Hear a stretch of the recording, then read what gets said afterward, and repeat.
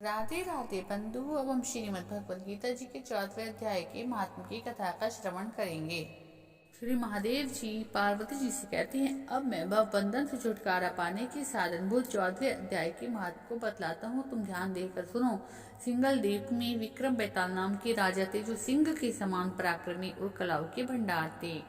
एक दिन वे शिकार खेलने के लिए उत्सुक होकर राजकुमारों सहित 2 कुतियों को साथ लिए वन में गए।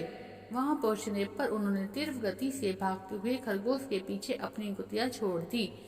उस समय सब प्राणियों के देखते देखते खरगोश इस प्रकार भागने लगा मानो कहीं उड़ गया हो। दौड़ते दौड़ते बहुत थक जाने के कारण वह एक बड़ी खाई में गिर पड़ा। गिरने पर भी कुतिया के हाथ नहीं आया और उस स्थान पर जहाँ पहुंचा, जहाँ का वातावरण बहुत शांत था, वहाँ हिरण निर्भय होकर सब वृक्षों की छाया में बैठे रहते थे। बंदर भी अपने आप टूटकर गिरे हुए नारियल के फलों और पके हुए आमों से पूर्ण तृप्त रहते थे। वहाँ सिंह हाथी के बच्चों के साथ खेलते और सांप निडर होकर मोर की पांखों में घुस जाते थे। उस स्थान पर एक आश्रम के भीतर वत्स नामक मुनि रहते थे, जो जितेंद्रिय और शांत स्वभाव से निरंतर गीता के 14वें अध्याय का पाठ किया करते थे। आश्रम के पास ही वत्स मुनि के किसी शिष्य ने अपना पैर धोया था। यह शिष्य भी 14वें अध्याय का पाठ करने वाला था। वह नित्य ही इसका पाठ करता था। उसके जल में वहां की मिट्टी गीली हो गई थी। खरगोश का कुछ जीवन शेष था। वह हांफता हुआ आकर उसी कीचड़ में गिर पड़ा। उसके स्पर्श मात्र से ही खरगोश दिव्य विमान पर बैठकर स्वर्गलोक को गया। फिर कुतिया भी उसका पीछा करते हुए वहां आई। वहां उसके शरीर में कीचड़ के कुछ छींटे लग गए। फिर भूख प्यास की पीड़ा के रहित हो कुतिया का रूप त्याग कर उस दिव्यांगना का रमणीय रूप धारण कर लिया तथा गंधर्वों से सुशोभित दिव्य विमान पर आरूढ़ हो वह भी स्वर्गलोक को चली गई। यह देख मुनि के मेधावी शिष्य सुकंदर हंसने लगे। उन दोनों के पूर्व जन्म के वैर के कारण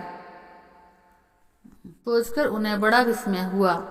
उस समय राजा के नेत्र भी आश्चर्यचकित हो उठे। उन्होंने बड़ी भक्ति के साथ प्रणाम करके पूछा, विप्रवर, नीच योनि में पड़े हुए दोनों प्राणी कुतिया और खरगोश ज्ञान रहित होते हुए भी स्वर्ग को चले गए, इसका क्या कारण है? इस कथा को सुनाइए।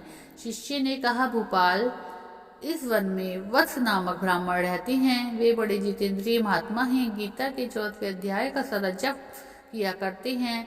मैं उन्हीं का शिष्य हूँ। मैंने भी ब्रह्म विद्या में विशेषज्ञता प्राप्त की है। गुरुजी की ही भांति मैं 14वें अध्याय का प्रतिदिन जप करता हूँ। मेरे पैर धोने के जल से लौटने के कारण यह खरगोश कुतिया के साथ स्वर्गलोक को प्राप्त हुआ है। अब मैं अपने हंसने का कारण बताता हूँ। महाराष्ट्र में प्रत्युदक नामक महान नगर है। वहाँ केशव नाम का एक ब्राह्मण रहता था, जो कपटी मनुष्यों में सबसे आगे था। उसकी स्त्री का नाम विलोभना था। वे स्वच्छंद विहार करने वाली थी। इससे क्रोध में आकर जन्म भर के वैर को याद करके ब्राह्मण ने अपनी स्त्री का वध कर डाला और उसी पाप से उसको खरगोश की योनि का जन्म मिला। ब्रह्माणी भी अपने पाप के कारण कुतिया बनी। श्री महादेव जी कहते हैं, यह सारी कथा सुनकर श्रद्धालु राजा ने गीता के 14वें अध्याय का पाठ करना आरंभ कर दिया और उन्हें परम गति प्राप्त हुई। बोलो श्री गीता महात्म्य की जय हो। गीता महापुराण की जय हो। भगवान श्री कृष्ण की जय हो। शिव शंकर भगवान की जय हो।